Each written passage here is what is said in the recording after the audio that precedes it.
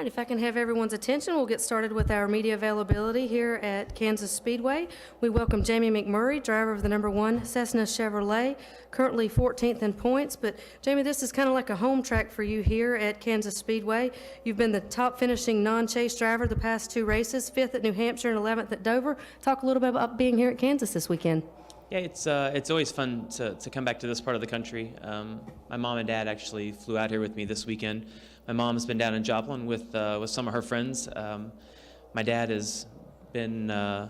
We actually went fishing over at Bass Pro Shops farm in Calhoun, Missouri, the last couple of days, and then I think he's off to maybe the go-kart races today in Topeka. So it's been a really fun weekend so far, and it's certainly nice to have my family with me. Okay, we'll open up for questions for Jamie. Please raise your hand. We'll get a wireless mic to you. As always, state your name and affiliation. We'll start with Stan, then go to Kenny. Stan Creekmore with RPMTonight.com. Jamie, based on the test yesterday, does the car feel better to you, or the tires talking better to you? What's your overall look for the rest of the week? Well, I did the tire test at Atlanta, which used the multi-compound tire. I did the tire test at Phoenix, same thing. And then obviously yesterday, you know, the balance of the car is a little bit tighter, seems to have a little bit less grip with this tire. I think the one thing that we've noticed is that camber doesn't seem to be as sensitive. And I say that in that most of the time when we come to these fast tracks, the more camber you can run, the faster you can go. At the same time, the more you run, the bigger of a threat you have of blowing a tire out. So there's a fine line of how much you want to run versus the speed versus the risk.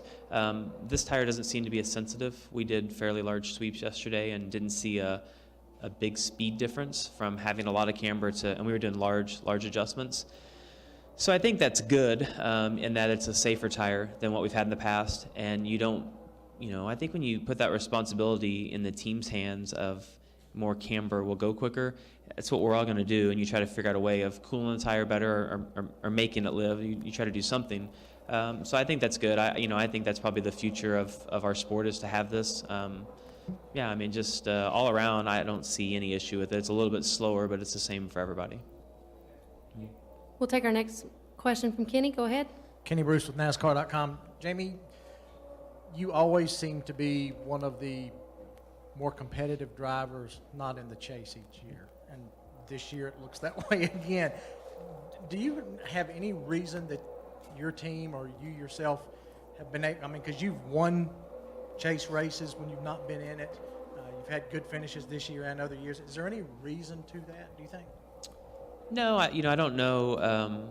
I just give the same effort every week, and I don't know if there's some guys that get deflated when they don't make the chase, and it seems like, and maybe some of those teams start trying, other off the wall ideas because they're not in the chase. When I look at this year for most of the teams, there's really not anything to gain by doing stuff off the wall because the rules are going to change so much next year with the ground zero car and not having the ride height rules afterwards that I don't really see a big advantage in experimenting, because until we get to test that car in the off season and we find out exactly what the rules are, I think for the rest of the year you just do what you know works best. But I can't give you a reason. It sure does seem odd that we've been a really good car not in the chase. Okay, we'll take our next question from Nate right here. Go ahead. Nate Ryan, USA Today Sports. Jamie, you're in probably your best stretch of the season, so I'm sure that's good coming back to your hometown track, but is it also good maybe because with Juan Pablo leaving and things kind of being a little bit different going into next year and Kyle Larson coming as a rookie teammate, I would think you're going to be looked more to as like the leadership role next year. It seems like you're having success that sort of justifies that role. Well, racing goes in streaks, and it seems like you get on a streak and everything you do works, and then you get to have the opposite as well, where the stuff that's always worked in the past doesn't. Right now we just have had a few really good races, and our cars have been good. I feel like our mile-and-a-half program has been good, so I expect to run well this weekend. As far as Kyle coming in and Juan leaving, I haven't, I really haven't paid a lot of attention to that, because until Juan's out of that car and you start working with Kyle every week, it's not any different right now for us. Kyle did a test at Charlotte. I think he had a really good test there. But like I said earlier about the setup stuff, what we're learning right now, I don't think is going to apply to next year as much as it would if the rules were staying the same. So yeah, it just kind of is what it is. I think it'll be different for for our whole organization next year. I think the meetings will be different. I think we're going to have more meetings with the teams and the drivers, and they're structuring that right now, trying to get everything set up and get a little more organized for next season. Yeah. Yeah, absolutely. Kyle is a really easy guy to get along with. He's a good person. He's been racing for a long time, and racing's all he wants to do. And I think he'll be a really good listener.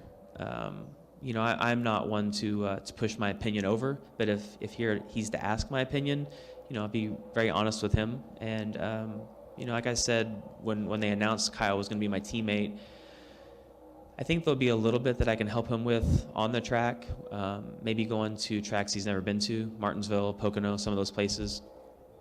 Explain how restarts work, or just little nuances that happen at each track.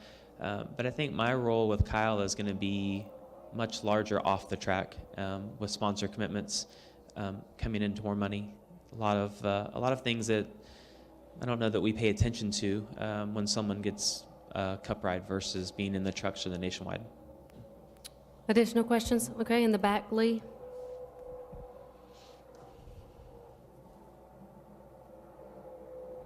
You feeling any better? I do feel a little bit better, yes.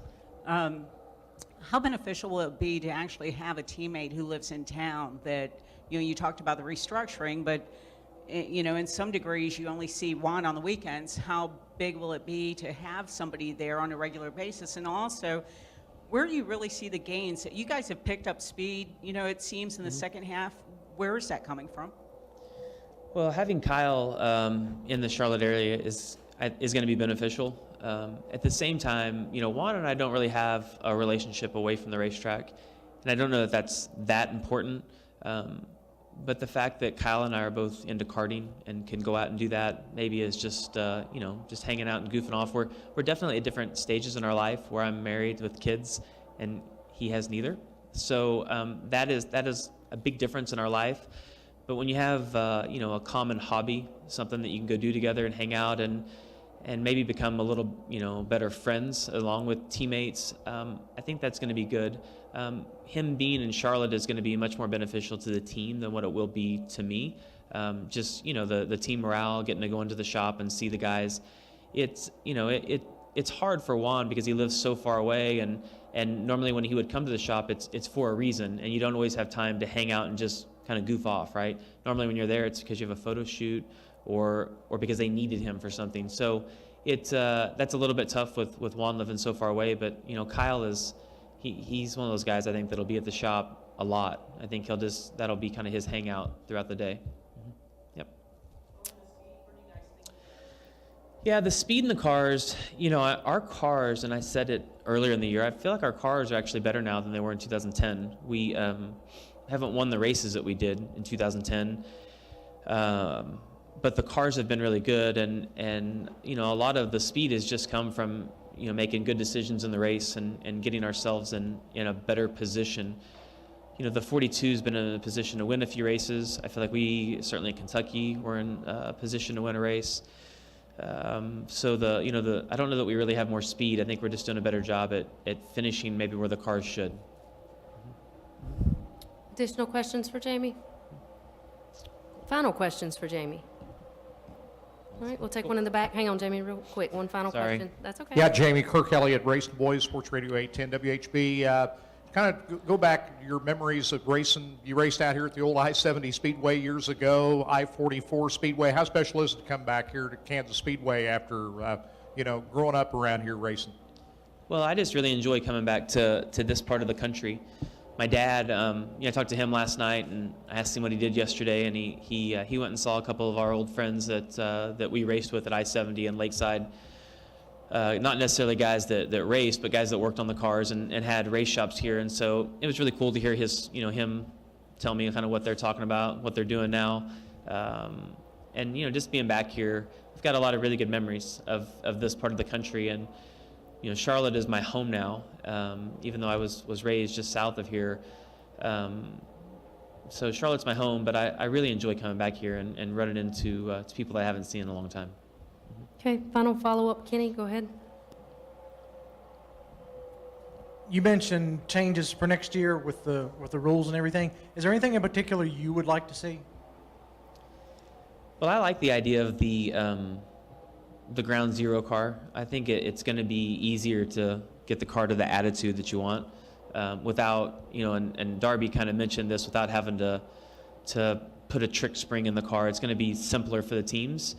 And I'm actually part of the test that they're gonna put they have a couple of wickers that they're gonna put on the car, and they have a much larger spoiler that they're gonna try. So I haven't seen everything, but you know, until you go try the stuff on the track, it's hard to give your opinion, because as a driver we all have ideas, but 99% of them aren't any good. They're just our opinion. So after the test, I would probably have a much better idea of what I think they should implement. And what would make the racing better. You know, I don't really think the racing is that bad right now. Certainly track position is key. It has always been important, and when you watch any form of racing on TV, whether it's open wheel or stock cars, anything, even motorcycle racing on, you know, the Supercross, like if the guy gets a good start, it's hard to catch him. You know, track position is always going to be important. So I don't think they're ever going to get any type of a race car that to be in the back is going to benefit you. But I like the idea that they're trying, and they're trying some, I would say, off-the-wall ideas, stuff that you would think would never happen in NASCAR. So it'll be interesting after that test to see how that works out, and try all the ideas that they have.